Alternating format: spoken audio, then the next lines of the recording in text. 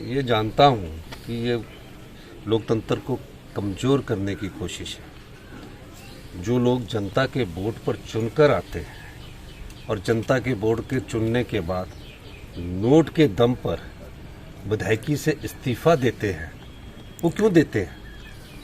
इसके पीछे के राज को जनता के पास हमको लाना ही पड़ेगा। ये हमें जनता की अदालत में बताना ही पड़ेगा कि ऐसी क्या हुआ कि 14 महीने में सब उनके एक्शन, सब एसडीएम, सब प्रकार का स्टाफ उनका लगा, लाखों करोड़ों रुपए के उनके काम हुए, 300, 400 करोड़ के एक एक विधानसभा क्षेत्र में काम हुए। फिर ऐसा क्या कारण हुआ कि एक शाम आप हमारे साथ डिनर करते और अगली सुबह जाकर आपकी जिस धनात्मा को बदल देते हैं, अंतरात्मा नहीं कहूँगा मैं, वो इसको धनात्मा कहूँगा, धनात्मा को बदल देते हैं, तो कोई ना कोई कारण होगा।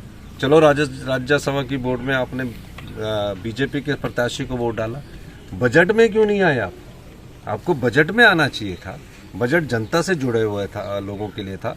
जब 70 साल से ऊपर के बुजुर्ग को हम फ्री मेडिकल फैसिलिटीज़ दे रहे हैं, मनरेगा में जो हमारी बहनें या भाई काम करते हैं उनकी 60 रुपये ऐतिहासिक वृद्धि की, किसान को गाय का हिंदुस्तान का पहला हिमाचल प्रदेश राज्य बना जहाँ गाय के दूध पर 45 रुपये प्रति किलो के हिसाब से हमने मिनिमम सपोर्ट प्राइस दिया, भैंस के दूध का हमने 55 रुपये सपोर्ट प्राइस दिया। क्या हमने 1500 रुपये अपनी बहनों को दिया, ओल्ड पेंशन स्कीम दी। कौन सी ऐसी योजना नहीं है जिसको हमने जनता के हित के लिए नहीं लाया? विधवा बहनों के बच्चों को 27 साल तक की पढ़ाई का खर्चा हमारी सरकार उठाएगी। ये सब योजनाएं तो 15 महीने के भीतर लाएगी। फिर ऐसी क्या बात हुई कि आपने अपना ईमान बेच दिया? और जो बिकता है वो जनता की अदालत में हमें ये साबित करना कि बिकाऊ जो है उसको कभी जिताऊ नहीं बनाना।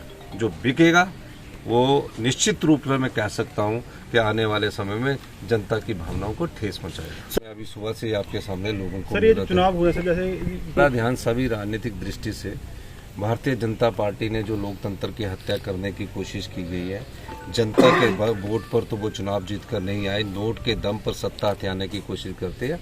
हमारी सरकार उसका विरोध करती है। सर देखिए, कांग्रेस एक राष्ट्रीय पार्टी है जिस पार्टी की विचारधारा ने आज़ादी से पहले संघर्ष किया। आज़ादी के बाद इस देश में सुई तक नहीं बनती थी। जब देश 1947 में आज़ाद हुआ, सुई तक नहीं बनती थी। खाने के लिए अनाज नहीं होता था, पहनने के लिए कपड़े नहीं होते थे। ये कांग्रेस पार्टी की नीतियों के कारण हिंदुस्तान की जो आधारशिला थी वो मजबूत हुई।